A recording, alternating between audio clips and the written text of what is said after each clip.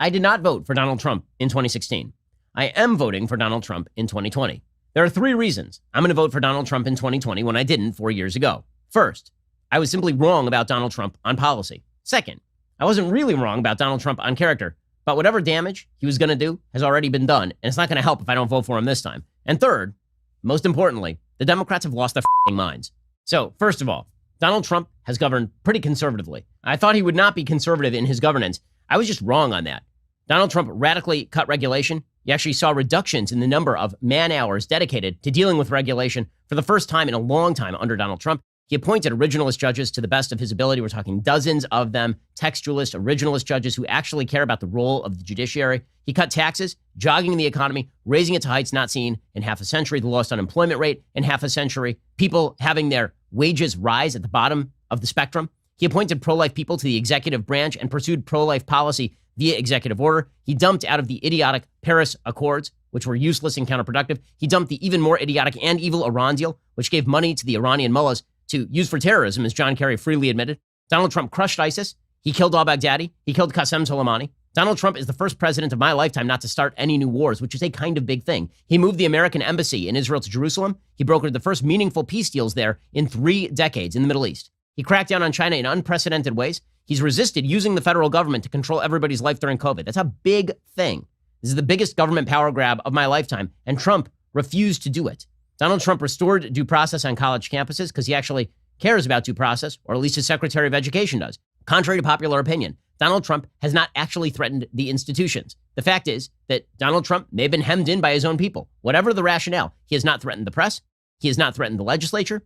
He has not used the executive branch in nearly as powerful ways as Barack Obama did. Now, Trump hasn't been as conservative as I would like on everything. He's spent way too much money, like oodles too much money. I actually care about that stuff. His perspective on trade is a zero-sum game. I think it's wrong-headed. He still signed into law the USMCA, which is a pretty good trade deal. But these are problems I've had with a variety of Republicans, including George W. Bush. Trump has governed overall in a far more conservative fashion than W on policy. He is the most conservative president of my lifetime on policy. Of course, Ronald Reagan left office when I was 4 years old. Second, times change. When I said I wouldn't vote for Trump in 2016, I was worried about 3 things. 1, policy.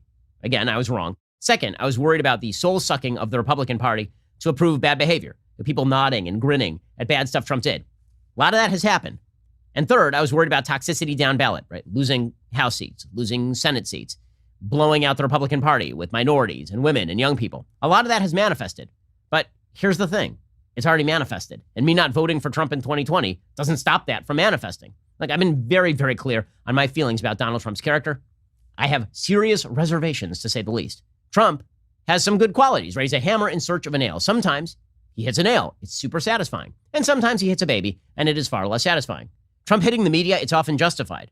I mean, the media have exposed themselves as just a pure dumpster fire of leftist garbage. They've treated him as an enemy from the very first day. They've promulgated false narratives. They've lied about things that he has said. They have taken the worst interpretation of everything he could possibly have said.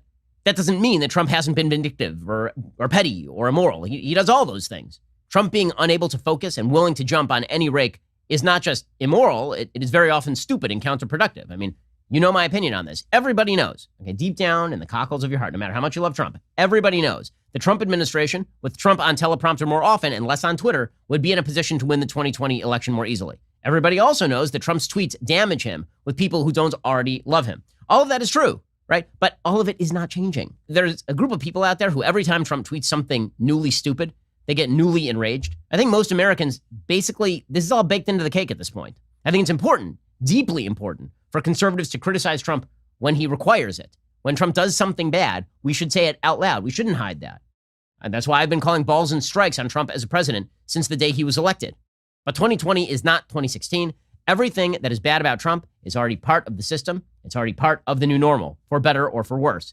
And me avoiding voting for him in 2020 doesn't change that. Third, and most importantly, the Democrats have lost their minds. They've lost their minds. So have members of the mainstream media. So have members of our bureaucracy. So have members of academia. These people must not be allowed the mechanisms of power.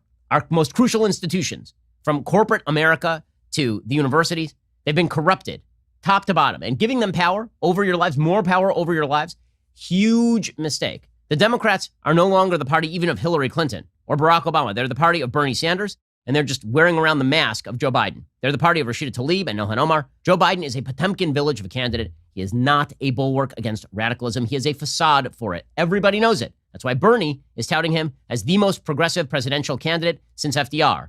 There's a reason that Noam Chomsky is on board with Joe Biden. Right? I mean, if you just watch this stuff, it should scare the hell out of you. Today's Democratic Party is not even the Democratic Party of Barack Obama circa 2008. Barack Obama circa 2008 supported traditional marriage. Barack Obama circa 2008 was not openly in favor of packing the courts or getting rid of the filibuster. Barack Obama in 2008 used to speak about personal responsibility sometimes. Like, all of this is just gone. The Democratic Party is now the party of radicalism. The simple mandate for the Democrats is this. They now believe in cramming down their perspective on everyone they can via any force that they can control. They believe that you should be forced by law to violate your religious beliefs if it conflicts with their social views. They believe that the science says we have to destroy the free market in the name of the environment. They say that unborn babies aren't babies, that men can be women. And if you disagree with any of that, you're a bigot, and you're a homophobe, and you're a terrible person. They believe that your right to keep and bear arms should be heavily infringed, if not outright abolished. They believe that due process comes second to intersectional identity, that we shouldn't judge you as an individual, we should judge you based on your racial group. They believe that America is systemically racist, rooted in sin and evil, founded in 1619, not in 1776. They believe that every single disparity in America can be chalked up to racism and bigotry and America sucking. They believe in racial, sexual orientation quotas, overt discrimination. They believe in a hierarchy of victimhood. If you're low on that hierarchy of victimhood, you should shut up. If you're high on the hierarchy of victimhood, you can say whatever the hell you want. You will never be held accountable. They believe that economic freedom should be curbed in the name of income equality. They care far less about growth and prosperity than they do about some bizarre notion that equality is its own good. They're complicit in a culture war on anybody who disagrees. They seek to ruin anybody who stands in their way, and they will activate the media, they'll activate social media, they'll activate their friends in academia to get all of that done. Meanwhile, they'll make room for Antifa and Black Lives Matter. They will cheer the rioting and the looting, or at least they'll go along with it and refuse to condemn it. But if you go to church during a pandemic, you are a danger to society. If you go to grandma's funeral, you're super dangerous. But if you are out there rioting and looting and burning things, that's just a philosophy, guys. It's not a movement. It's not an organization, as Joe Biden said. They literally will not even condemn Antifa. Okay? Antifa is a terrorist organization. They will not condemn it. They will not condemn Black Lives Matter protests that escalate into rioting and looting. They think that there's no relationship whatsoever between an ideology that suggests that America is at root evil and that every institution in American life is infected with that evil and the rioting and the looting. On foreign policy, the Democrats want to kowtow to Iran. They want to re-enter the garbage Paris Accords. They want to make nice with China. They've threatened to destroy the Electoral College, pack the Supreme Court, abolish the filibuster, add states by simple majority to vote Democrat. They say they'll use impeachment as a purely political tool. In fact, they've even said they want a congressional committee to use the 25th Amendment to get rid of a sitting president. They seek to centralize all power in the executive branch, and they hope to overrun the powers of the states. They're aided in all of this by corporations, the mainstream media, and pretty much anybody else they can get their hands on. They've created a social structure dedicated to ostracizing anybody who dissents on leftist dogma. If you vote for Trump, you are evil. Your friends should stop talking to you. You should stop talking to your own parents. Maybe you should be fired. Certainly, people should stop treating you like a human being. So, here's the deal. I'm voting for Trump. You don't have to love Trump's character. You don't have to like his Twitter account to vote for him. You don't have to approve of the crazy or bad things that he says or the way he often acts. But if you care about the Constitution and economic freedom and the security of the United States, you really don't have a whole hell of a lot of choice. You should vote for Trump. You should certainly vote against Joe Biden and a Democratic Party that is running completely off the rails and now threatens the integrity of the republic if they are given the levers of power.